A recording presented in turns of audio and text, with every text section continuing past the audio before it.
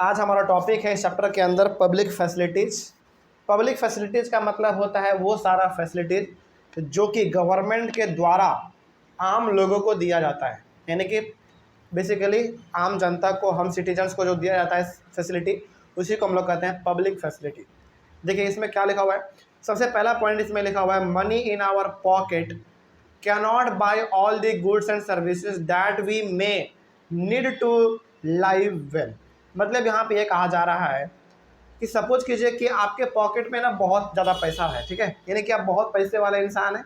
यहाँ पे money in your pocket का मतलब क्या है? मनी इन योर पॉकेट का मतलब यहाँ पे है कि यदि आपके पास बहुत सारा पैसा भी है, बहुत सारा जो आपके पास पैसा है, इसके बावजूद भी आप अपने जीने के लिए वो सारा चीज़ नहीं खरीद सकते जो आपको चाहिए। चलिए मान लीजिए कि यदि आपको जीने के लिए कुछ सामानें चाहिए, तब तो आप अपने पैसों से खरीद सकते हैं।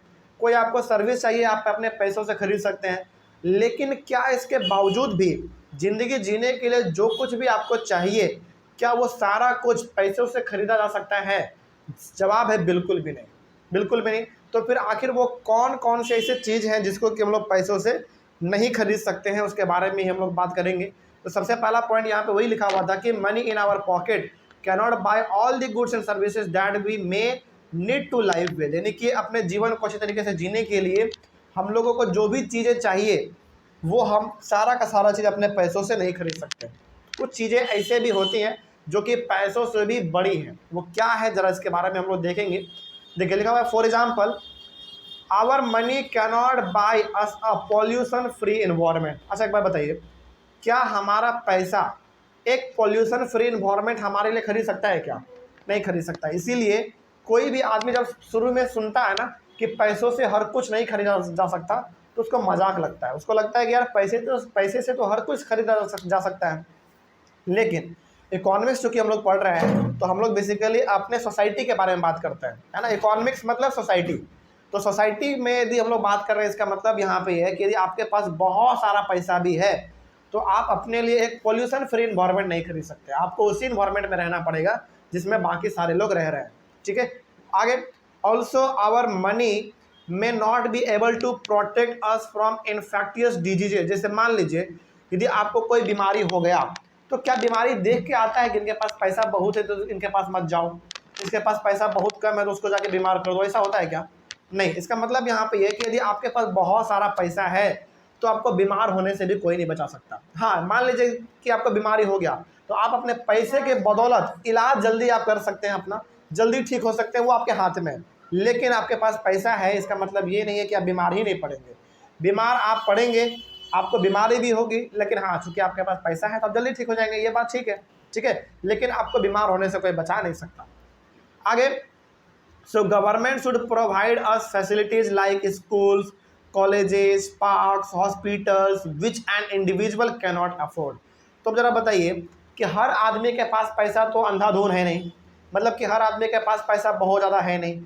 अच्छा, बहुत सारे पैसे वाले लोग तो ऐसे भी हैं जिनके पास अपना खुद का पार्क होता है, घर के अंदर ही वो लोग अपना पार्क बना लेते हैं। मतलब कि बहुत सारा ग्राउंड, बहुत बड़ा ज़मीन रहेगा, ज़मीन के अंदर ही घर है, ज़मीन के अंदर ही swimming pool, park, library, gym, सब कुछ वो अपने घर के अंदर खोल लेते हैं। लेकिन क्या हर एक आम आदमी इस प्रकार का फैसिलिटी अपने लिए वो प्रोवाइड कर सकता है? नहीं कर सकता। तो यहाँ पे फिर रिस्पॉन्सिबिलिटी किसका बढ़ जाता है? रिस्पॉन्सिबिलिटी यहाँ पे बढ़ जाता है गवर्नमेंट का। तो गवर्नमेंट को बेसिकली जो हमारा बेसिक फैसिलिटी है वो प्रोवाइड करना चाहिए। जैसे स्कूल खोल देना चाहिए, अच्छे अच्छे कॉलेज, पार्क्स, हॉस्पिटल्स, इन सारे चीज़ों को गवर्नमेंट के द्वारा खोला जाना चाहिए बड़े लेवल पे, जो कि एक आम आदमी अफोर्ड नहीं कर सकते। जैसे मान लीजिए किसी आदमी को हार्ट अटैक आया और वो आदमी ना बहुत गरीब है, तो ऑब्वियस ये बात है वो प्राइवेट हॉस्पिटल में कभी नहीं जा पाएगा, वो सबसे पहले दौड़ेगा सरकारी हॉस्पिटल की ओर। तो यहाँ पे गवर्नमेंट को इन सारी चीज़ों के ऊपर ध्यान देना चाहिए, और इन्हीं सब चीज़ों को हम लोग कहते हैं पब्लिक फैसिलिटीज़। जो फैसिलिटी गवर्नमेंट के द्वारा प्रोवाइड किया जाए, किसको प्रोवाइड किया जाए? आम लोगों को, यानी कि हम लोगों को, ठीक है। आगे, in many areas specially girls are not able to go to high school because the government has not provided adequate facilities। देखिए गाँवों में आज भी ऐसा देखा जा रहा है कि लड़कियां मुश्किल से मुश्किल 10th और 12th कर लेती हैं, इसके बाद वो फिर आगे बढ़ ही नहीं पाती हैं, आगे वो पढ़ ही नहीं पाती है। इसके पीछे बहुत सारे रीज़न हैं, लेकिन बहुत सारे रीज़न में एक रीज़न ये भी है कि जैसे जैसे लड़कियां बड़ी होती हैं स्कूल में, अपने खास करके गाँवों में जो स्कूल होते हैं वहाँ पे बेसिकली कितने तक स्कूल होंगे, 10वीं तक, 12वीं तक। लेकिन आगे पढ़ने के लिए उसको जो यदि ग्रेजुएशन करना है, फिर मास्टर डिग्री करना है, या फिर कोई प्रोफेशनल डिग्री यदि उसको करना है, तो फिर उसको बाहर जाना पड़ेगा। और बाहर जाने के लिए उनके पास प्रॉपर फैसिलिटी है नहीं। तो यहाँ पे ध्यान देने की ज़रूरत किसको है? गवर्नमेंट को है। हाँ, गवर्नमेंट को ये करना चाहिए कि चलो भाई लड़कियाँ ग्रेजुएशन पढ़ना चाह रही है तो उसके लिए बस का फैसिलिटी उपलब्ध करा दिया जाए, या फिर यदि है ऐसा तो उसके लिए चलो मान लो कि यदि वो वहाँ नहीं भी जा रही है तो कम से कम उसके लिए ऑनलाइन एजुकेशन का फैसिलिटी प्रोवाइड कर देना चाहिए। यानी कि लड़कियों को खास करके आगे बढ़ने के लिए गवर्नमेंट को ज़्यादा फोकस इस पर करना चाहिए, ज़्यादा ध्यान यहाँ पे देना चाहिए। और यही कारण है कि लड़कियाँ आगे नहीं पढ़ पाती हैं, उनको फैसिलिटी ही नहीं मिल पाता है ना। जैसे जैसे गाँव में तो अधिकतर आप देखेंगे जो गाँव के स्कूल रहते हैं वहाँ पे तो बाथरूम यदि है तो बाथरूम का गेट टूटा हुआ है, नल टूटा हुआ है, इस प्रकार के फैसिलिटी वहाँ पे है। मतलब कि बहुत गंदा सिस्टम है। तो बताइए क्या वहाँ पे लड़कियाँ या फिर लड़के कोई भी आगे बढ़ पाएंगे? चलो लड़के तो कैसे भी मैनेज कर लेते हैं, लेकिन यहाँ पे सबसे ज़्यादा प्रॉब्लम गर्ल्स पर आता है। यहाँ पे ध्यान देने की ज़रूरत गवर्नमेंट को है। आगे बढ़ते हैं। So all these facilities are to be provided by the government. तो यहाँ पे गवर्नमेंट की जिम्मेदारी और बढ़ जाती है, और बढ़नी भी चाहिए, क्योंकि गवर्नमेंट बेसिकली वेलफेयर का काम करती है। देखिए यदि कोई प्राइवेट स्कूल है तो वहाँ पे बेसिकली प्रॉफिट मेन मोटिव होता है। यानी कि यदि आपका कोई प्राइवेट स्कूल है तो वहाँ के जो डायरेक्टर है उनका मेन मोटिव होता है प्रॉफिट कमाना। लेकिन जो गवर्नमेंट स्कूल होते हैं उनका मोटिव प्रॉफिट कमाना नहीं होता है, बल्कि उनका मोटिव वेलफेयर करना होता है, यानी कि लोगों का भलाई करना होता है। तो यहाँ पे गवर्नमेंट का काम है ना, बढ़ जाना चाहिए और बढ़ना भी चाहिए। ठीक है, आगे बढ़ते हैं, क्योंकि कहीं ना कहीं हम लोग जो है ना गवर्नमेंट पे ही डिपेंडेंट है हर चीज़ों से लगभग। आगे, Kerala has low infant mortality rate and high literacy rate because Kerala has adequate provision of basic health and educational facilities. हमने आपको पढ़ाया था कि इन्फेंट मोर्टेलिटी रेट इंडिया में सबसे ज़्यादा कम कहाँ पे? केरला में है ना। यानी कि केरला में 1000 बच्चे यदि एक साल में जन्म लेते हैं तो उनमें से बहुत कम बच्चे मरते हैं। यानी कि केरला का इन्फेंट मोर्टेलिटी रेट कम है। बताइए ये क्या दर्शाता है?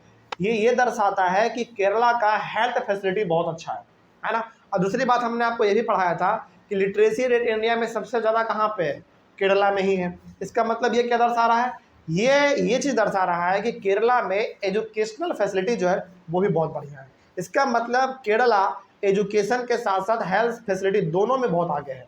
ठीक है, आगे बढ़ते हैं फिर। अच्छा, इसका मतलब यहाँ पे क्या हम लोग क्या समझ सकते हैं? यहाँ पे हम लोग ये समझ सकते हैं कि केरला का जो गवर्नमेंट है वो बहुत ही इन सब चीज़ों को लेकर सिंसियर है, बहुत ही इन सब चीज़ों को लेकर वो जागरूक है ना। इसीलिए केरला को बहुत ही मतलब टॉप स्टेट्स में माना जाता है, उसको गिनती में गिना जाता है। आगे, अब जब एनसीईआरटी बुक को आप लाइन बाय लाइन पढ़ेंगे ना तो आपको एक यहाँ पे ना सिस्टम मिलेगा, उसको हम लोग कहते हैं PDS system, public distribution system. ये क्या है जरा देखिए ध्यान से। It is a food security program under which government provided food grains and other essential items to the poor at an affordable price, जिसको हम लोग कहते हैं ना राशन कार्ड वाला सिस्टम।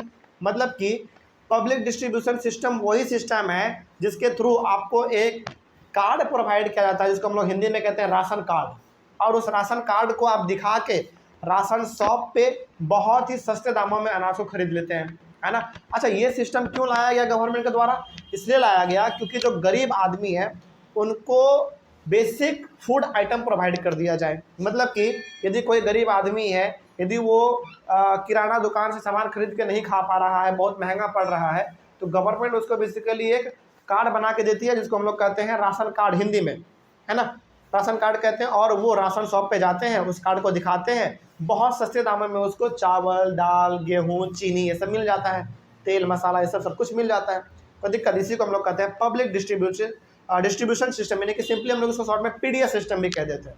ठीक है, और ये बहुत ज़रूरी भी था। इंडिया जैसे कंट्री में ये चीज़ बहुत ज़रूरी है, और इसी का नाम जो है ना गांव में अलग अलग नामों से पुकारा जाता है, जैसे लाल कार्ड, पीला कार्ड, हरा कार्ड, अलग अलग चीज़ों के लिए अलग कार्ड वहाँ पे होता है। ठीक है, उसी में से हमारा ये कार्ड है राशन कार्ड। आगे बढ़ते हैं। पब्लिक डिस्ट्रीब्यूशन सिस्टम यानी कि PDS helps in increasing health and nutritional status of people. अच्छा, ये पीडीएस सिस्टम बेसिकली करता है क्या? ये कुछ नहीं करता है, बेसिकली ये करता है कि लोगों का हेल्थ और न्यूट्रिशनल स्टेटस जो उसको बढ़ाता है। जैसे मान लीजिए कोई आदमी खरीद नहीं पा रहा है अपने अनाजों को दुकान से जाके, तो ऑब्वियस ही बात है उसका हेल्थ और न्यूट्रिशनल लेवल क्या हो जाएगा, घट जाएगा, यानी कि उसको अच्छी तरीके से पोषण नहीं मिल पाएगा, जिसकी वजह से वो अक्सर बीमार रहेंगे और उसके बच्चे आगे बढ़ नहीं पाएंगे। इसीलिए सरकार के द्वारा पीडीएस सिस्टम लाया गया, जिसके वजह से गरीब आदमी भी कम दामों में अनाज को खरीद के अपना पेट पाल सकता है। इससे दो चीज़ होता है, पहला तो उसका हेल्थ ठीक रहेगा, बीमार नहीं पड़ेगा, दूसरा उसको न्यूट्रिशन लगातार मिलता रहेगा। ठीक है, ये हमारा हो गया, कोई दिक्कत नहीं आता समझने में। चलिए, उसके बाद एक और इम्पॉर्टेंट टर्म है जो कि बहुत बार एनसीईआरटी में ना ये चीज़ मेंशन किया गया है और ये बहुत बार सीबीएसई के एग्जाम में भी पूछा गया है। इसको हम लोग कहते हैं बॉडी मास इंडेक्स, शॉर्ट में इसको हम लोग बीएमआई कहते हैं। ये कहाँ पे दिया हुआ होगा ये हम आपको बताते हैं। ये आपके एनसीईआरटी बुक में एक रेड बॉक्स दिया हुआ है, रेड बॉक्स दिया हुआ है, उसी में बॉडी मास इंडेक्स दिया हुआ है। इसके बारे में ना डिटेल स्टडी करते हैं हम लोग। देखें यहाँ पे क्या लिखा हुआ है, लिखा हुआ है there is one way to find out if we are properly nourished और not is to calculate the body mass index. देखिए, यदि आपको पता करना हो कि हमको भोजन अच्छी तरीके से मिल रहा है कि नहीं मिल रहा है, यानी कि हमारे बॉडी को न्यूट्रिशन अच्छी तरीके से मिल रहा है कि नहीं मिल रहा है, इसको पता करने के लिए हमारे पास एक इंडेक्स है, यानी कि एक सिस्टम है पता करने का। उस सिस्टम को हम लोग कहते हैं बॉडी मास इंडेक्स, यानी कि बीएमआई। ठीक है, अब इस तरीके यानी कि इसका इस्तेमाल हम लोग कैसे करते हैं इसको देखिए। लिखा हुआ है बॉडी मास इंडेक्स में, body mass index is equal to weight in KG divided by height square in metre. इसको आप ऐसे समझिए, बीएमआई को कैलकुलेट करने का क्या फॉर्मूला है, इसका फॉर्मूला है वेट। वेट किस में होना चाहिए, केजी में होना चाहिए। ठीक है, और वेट को आप डिवाइड करो किससे, अपने हाइट से, और हाइट आपका किस में होना चाहिए, मीटर में होना चाहिए, उसका स्क्वायर करके। मतलब यहाँ पे आप इसको ऐसे समझिए, बीएमआई का फॉर्मूला हो गया वेट, वेट किस में होना चाहिए, केजी में होना चाहिए, उसको डिवाइड करो किससे, अपने हाइट के स्क्वायर से।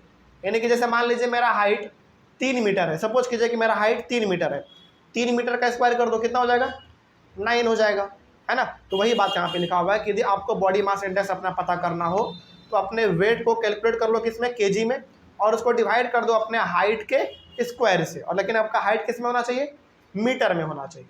ठीक है, यदि आप ये कैलकुलेट करते हैं तो आपके सामने अलग अलग प्रकार के रिजल्ट आएंगे। अब वो रिजल्ट किस किस प्रकार के आएंगे देखिए ध्यान से। लिखा हुआ है if the body mass index यानी कि BMI, if the BMI is between 18 to 25 then it is called normal. यदि आपका आंसर यानी कि यदि आपका बॉडी मास इंडेक्स 18 से 25 के बीच में आता है तो फिर ये नॉर्मल माना जाएगा कि आप एक हेल्दी पर्सन है। ठीक है, आपको अच्छी तरीके से भोजन मिल रहा है, आपको किसी भी प्रकार का आपके बॉडी में कोई कमी नहीं है। लेकिन if the body mass index, if the BMI is less than 18 then it is called undernourished और अंडर वेट। लेकिन यदि आपका बॉडी मास इंडेक्स 18 से कम आता है, कैलकुलेट करने के बाद यदि वो 18 से कम आता है तो माना जाएगा कि आप जो है ना अंडर नरिश्ड है, यानी कि अंडर वेट है। मतलब कि आपके उम्र के हिसाब से जितना आपके बॉडी का वेट होना चाहिए, जो आपको पोषण मिलना चाहिए, जो आपको न्यूट्रिशन मिलना चाहिए, वो आपको मिल नहीं पा रहा है। वो कब माना जाएगा, जब आपका बॉडी मास इंडेक्स 18 से कम आता है। ठीक है, लेकिन if the body mass index is more than 25 then it is called over nourished और ओवर वेट। लेकिन यदि आपका बॉडी मास इंडेक्स 25 से ऊपर हो जाता है तो फिर माना जाएगा कि आप ओवर वेट है, मतलब कि आपके शरीर में फैट बहुत बढ़ गया है। तो बॉडी मास इंडेक्स नॉर्मल कब माना जाएगा, नॉर्मल माना जाएगा 18 से 25, यानी कि 18 से 25 के बीच में यदि आपका बॉडी मास इंडेक्स आता है तो माना जाएगा कि आपका बॉडी बिल्कुल हेल्दी है। लेकिन यदि 18 से कम होता है तो माना जाएगा कि आपके बॉडी में भोजन की कमी है, यानी कि आपके बॉडी में जो है ना न्यूट्रिशन की कमी है, आप अंडर वेट है। और यदि 25 से ऊपर हो गया तो माना जाएगा कि आप जो है ना ओवर नरिश्ड है, यानी कि आपके बॉडी में जरूरत से ज़्यादा न्यूट्रिशन बढ़ा हुआ है। न्यूट्रिशन नहीं, बेसिकली हम लोग उसको फैट कहते हैं, जिसको हम लोग हिंदी में बेसिकली चर्बी कह देते हैं, है ना, तो वो ज़्यादा है। तो बॉडी मास इंडेक्स नॉर्मल तभी माना जाएगा जब आपके बॉडी मास इंडेक्स 18 से 25 के बीच में लाई करते हैं।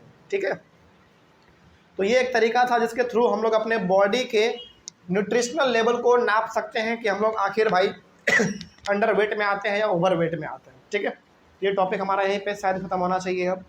अच्छा, यहाँ एक टॉपिक और बच रहा है हमारा, इसमें एक टॉपिक इसमें और हमारा बच रहा है, वो है ह्यूमन डेवलपमेंट इंडेक्स, जिसको हम लोग शॉर्ट में HDI भी कहते हैं।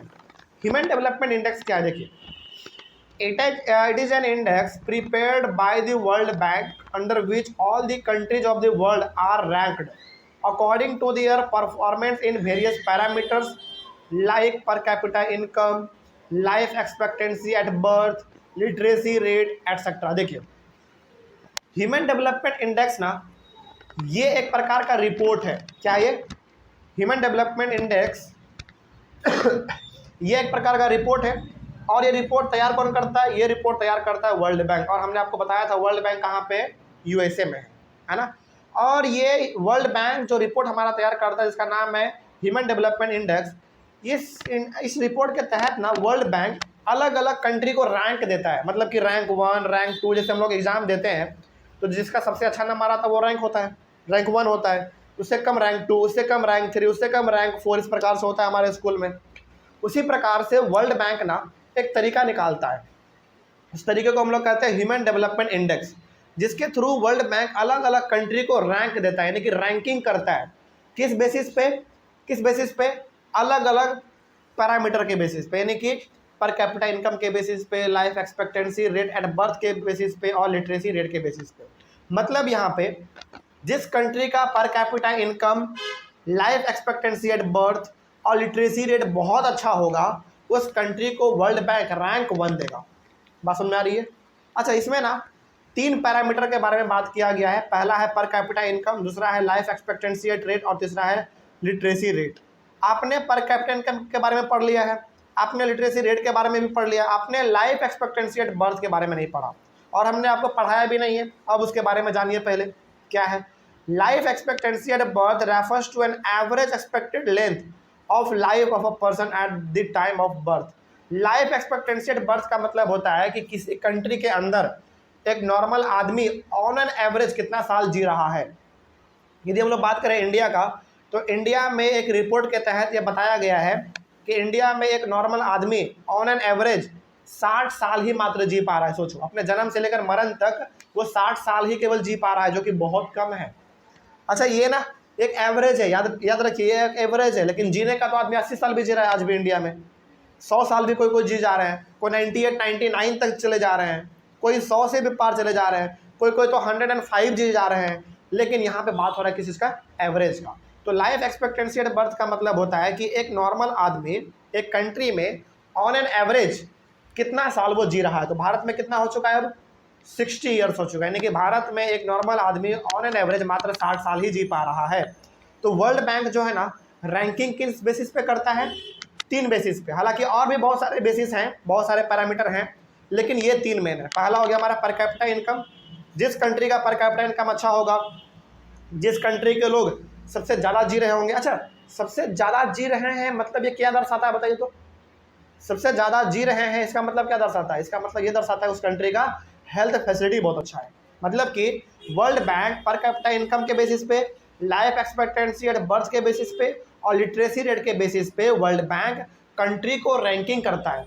और इसी चीज़ को हम लोग कहते हैं ह्यूमन डेवलपमेंट इंडेक्स। कोई दिक्कत इसमें? और ये ह्यूमन डेवलपमेंट इंडेक्स बेसिकली एक इंडेक्स है, एक रिपोर्ट है जो कि किसके द्वारा तैयार किया जाता है? वर्ल्ड बैंक के द्वारा तैयार किया जाता है। और इसी रिपोर्ट में अलग अलग कंट्री का रैंकिंग दिया हुआ रहता है कि कौन कंट्री सबसे अच्छा है, कौन कंट्री सबसे बेकार है, वो चीज़ में दिया हुआ रहता है।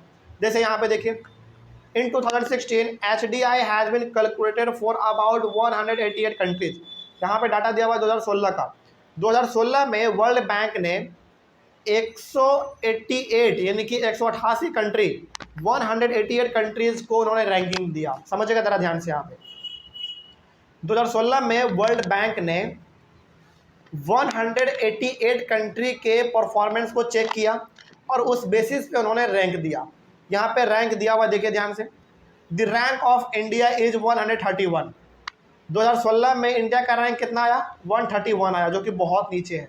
सोचिए, मतलब कि इंडिया जो है ना रैंकिंग में बहुत पीछे है। इसका मतलब इंडिया में पर कैपिटा इनकम बहुत बुरा है, लाइफ एक्सपेक्टेंसी एट बर्थ बहुत बुरा है, लिटरेसी रेट भी यहाँ का बहुत ख़राब है। तो वर्ल्ड बैंक बेसिकली करता क्या है? वर्ल्ड बैंक अलग अलग कंट्री के रिपोर्ट को तैयार करता है, अलग अलग प्रकार के रिपोर्ट को। जैसे पर कैपिटा इनकम का रिपोर्ट तैयार करेगा, लाइफ एक्सपेक्टेंसी एट बर्थ का रिपोर्ट तैयार करेगा, लिटरेसी रेट का रिपोर्ट तैयार करेगा। उन सबको मिला के एक रैंक देगा उसको, है ना, जिसमें हमारा कंट्री 2016 में जो है ना 131 रैंक उसको मिला था, जो कि बहुत नीचे है। शर्म वाली बात है, मतलब बहुत इसको इम्प्रूव करना चाहिए। और श्रीलंका को रैंक मिला था 73, जो कि बहुत अच्छी बात है। सोचो, मात्र 73। पाकिस्तान का तो हमसे भी हालत ख़राब है। पाकिस्तान का कितना आपके बुक में 150। हाँ, आपके बुक में रिपोर्ट थोड़ा सा नया होगा। मेरे यानी कि चूंकि ये 2016 का डाटा है, तो उस समय पे पाकिस्तान को 147 रैंक मिला हुआ था और नेपाल को 145 मिला हुआ था। इसका मतलब यहाँ पे सबसे बुरा कंडीशन जो है वो पाकिस्तान का है और सबसे बुरा कंडीशन किसका था? श्रीलंका का था। ये डाटा है आपका 2016 का, आपके बुक में थोड़ा सा सॉरी, सबसे बुरा कंडीशन पाकिस्तान का था 147 और सबसे अच्छा श्रीलंका का 73, है ना। ये डाटा है 2016 का, आपके बुक में दे दी डाटा थोड़ा सा 18 का है। हाँ, उसको आप वहाँ पे अपडेट कर लीजिएगा। नहीं तो यदि आप ये भी डाटा लिख देते हैं ना, लेकिन डाटा यही आप लिख सकते हैं, बस डेट मेंशन कर दीजिएगा कि हाँ ये डाटा जो है ना 2016 का है, तो आपको नंबर मिल सकता है। ठीक है, मिल सकता नहीं है बल्कि नंबर मिलता है। तो डाटा किसी भी साल का हो चलेगा, बस आपको वहाँ पे मेंशन कर देना होता है कि हाँ भाई ये डाटा 2016 का है, 17 का है, 18 का है, ये बस मेंशन कर देना होता है।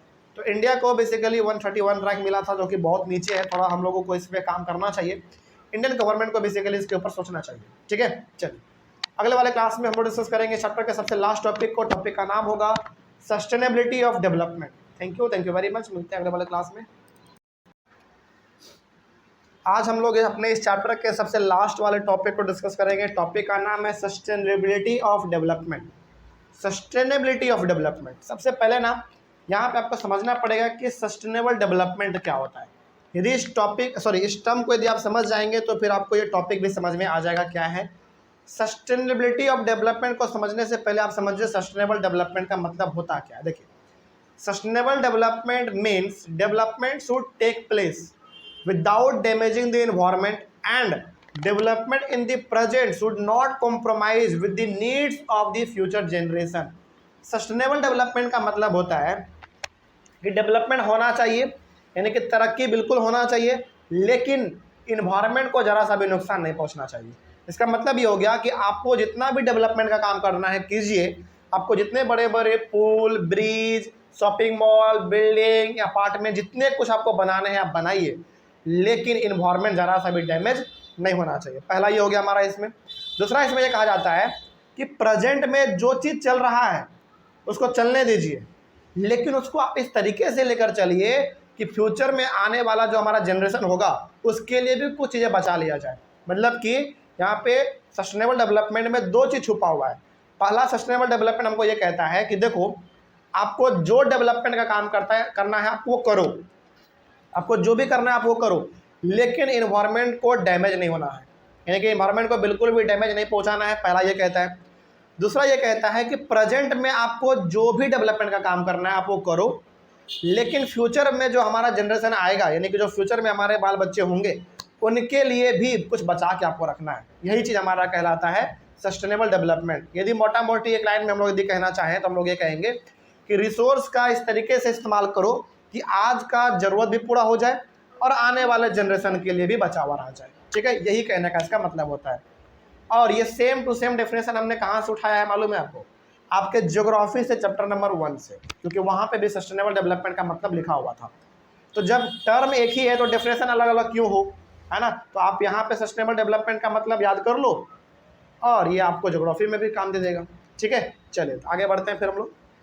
उसके बाद यहाँ पे आपको पढ़ना है रिन्यूएबल रिसोर्स के बारे में। रिन्यूएबल रिसोर्स और नॉन रिन्यूएबल रिसोर्स जो अभी हम यहाँ पे आपको पढ़ाएंगे, ये भी आपके बिल्कुल ज्योग्राफी वाले से ही लिया गया है, क्योंकि जब सेम चीज़ है तो फिर अलग अलग क्यों पढ़ा जाए, है ना। चलिए देखते हैं क्या लिखा हुआ है। रिन्यूएबल और replenishable resources are those resources which can be renewed और रिप्रोड्यूस्ड बाय फिजिकल, केमिकल और मैकेनिकल प्रोसेस। मतलब ये हो गया, रिन्यूएबल रिसोर्स को हम लोग रिप्लेनिशेबल रिसोर्स भी कहते हैं। क्यों कहते हैं? क्योंकि ये रिन्यूएबल रिसोर्स को रिप्लेनिशेबल रिसोर्स कहने के पीछे रीजन ये है कि इसको बार बार हम लोग रिन्यू कर सकते हैं, यानी कि बार बार हम इसको बना सकते हैं, क्रिएट कर सकते हैं। इसीलिए हम लोग इसको रिन्यूएबल के साथ साथ कभी कभी प्यार से रिप्लेनिशेबल रिसोर्स भी कह देते हैं। और इसको हम लोग रिन्यू जो है ना बार बार कर सकते हैं, रिप्रोड्यूस भी बार बार कर सकते हैं, चाहे वो फिजिकल प्रोसेस हो, केमिकल प्रोसेस हो या फिर मैकेनिकल प्रोसेस हो, यानी कि जिस भी तरीके से आप करना चाहें आप इसको रिन्यू कर सकते हैं, रिप्रोड्यूस कर सकते हैं। इसीलिए इसका नाम जो है ना रिप्लेनिशेबल रिसोर्स भी कहलाता है। एग्जाम्पल इसका है हमारे सामने, जैसे सोलर है, सोलर एनर्जी है, विंड एनर्जी है, वाटर है, फॉरेस्ट है, वाइल्ड लाइफ है, एक्सेट्रा। अच्छा, आपके माइंड में सवाल आ रहा होगा कि सर वाटर रिन्यूएबल रिसोर्स कैसे हो सकता है, ये तो खत्म हो जाएगा एक दिन इस्तेमाल करते रहेंगे तो। देखो वाटर ना कभी भी खत्म नहीं होने वाला, इस बात को आप याद रखिए। वाटर पृथ्वी पे कभी खत्म होने वाला है ही नहीं। हाँ, वाटर में कमी जरूर आ सकती है, लेकिन पृथ्वी पे पानी कभी खत्म नहीं होने वाला, याद रखिए। क्यों नहीं खत्म होने वाला है मालूम है?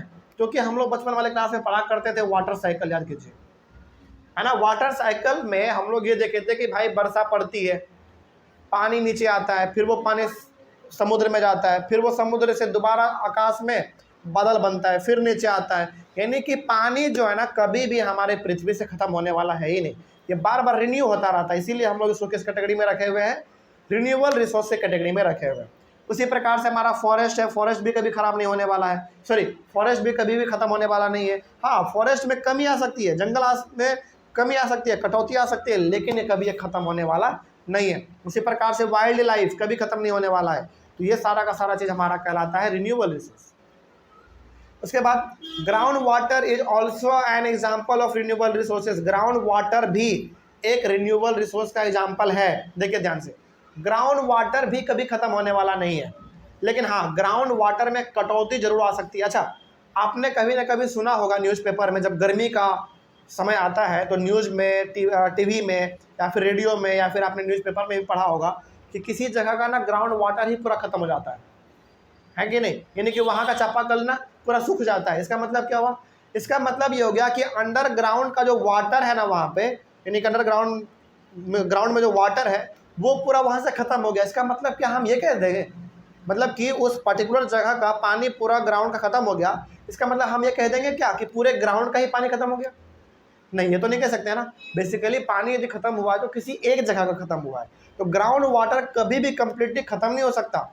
हाँ, कम हो सकता है, बस वो घट सकता है, बढ़ सकता है, लेकिन कभी खत्म नहीं हो सकता। इसीलिए ग्राउंड वाटर भी हमारा एक रिन्यूएबल रिसोर्स का एग्जाम्पल है। उसके बाद ground water is replenished by nature. अच्छा, और ग्राउंड वाटर जो है रिप्लेनिश्ड यानी कि रिन्यू बार बार कैसे होता है? हम लोग करते हैं क्या? नहीं, वो तो बार बार नेचर करता है अपना। बारिश होगा, पानी ग्राउंड के नीचे जाएगा, ऑटोमेटिकली ग्राउंड वाटर बढ़ जाएगा, है ना। तो ग्राउंड वाटर भी हमारा एक रिन्यूएबल रिसोर्स का एग्जाम्पल है। कोई दिक्कत इसमें? चलिए आगे बढ़ते हैं। उसके बाद हम लोग यहाँ पे पढ़ेंगे नॉन रिन्यूएबल रिसोर्स के बारे में। Non renewable resource just renewable resource का उल्टा है, जस्ट उसका अपोजिट है। देखिए इसमें लिखा हुआ है non-renewable resources are those resources which cannot be renewed or reproduced by physical, chemical और मैकेनिकल प्रोसेस। यानी कि वैसे रिसोर्स जिसको कि आप रिन्यू या फिर रिप्रोड्यूस नहीं कर सकते, किसी भी मेथड से आप कोशिश कर लो उसको आप रिन्यू कर ही नहीं पाएंगे, रिप्रोड्यूस कर ही नहीं पाएंगे, उसी को हम लोग कहते हैं नॉन रिन्यूएबल रिसोर्सेज। जैसे इसका एग्जाम्पल देखिए, मिनरल्स हो गए, फॉसिल फ्यूल्स हो गए। अच्छा, फॉसिल फ्यूल्स का मतलब यहाँ पे कोल, पेट्रोलियम, डीजल, पेट्रोल, केरोसिन, ये सब हमारे आते हैं फॉसिल फ्यूल में, ठीक है। तो ये सारा चीज़ जो है ना हमारा रिन्यू बार बार नहीं हो सकता। जैसे मान लीजिए कि एक बार यदि पेट्रोल ख़त्म हो गया पूरी तरीके से, तो उसको रिन्यू होने में ना बहुत समय लगता है, मिलियंस ईयर्स लग जाते हैं। और समझा रही है? तो ये एक तरीके से तो हम लोग कह ही सकते हैं ना कि वो रिन्यू बार बार नहीं हो सकता जल्दी, ठीक है। इसीलिए हम लोग इसको नॉन रिन्यूएबल रिसोर्स के कैटेगरी में रखते हैं। उसके बाद once the non-renewable resources would be exhausted, we would not be able to use them in future। यानी कि यदि एक बार नॉन रिन्यूएबल रिसोर्स खत्म हो गया तो उसको हम फ्यूचर में दोबारा इस्तेमाल नहीं कर सकते हैं, और यदि करने का मौका भी मिलेगा तब तक हम नहीं रह चुके होंगे।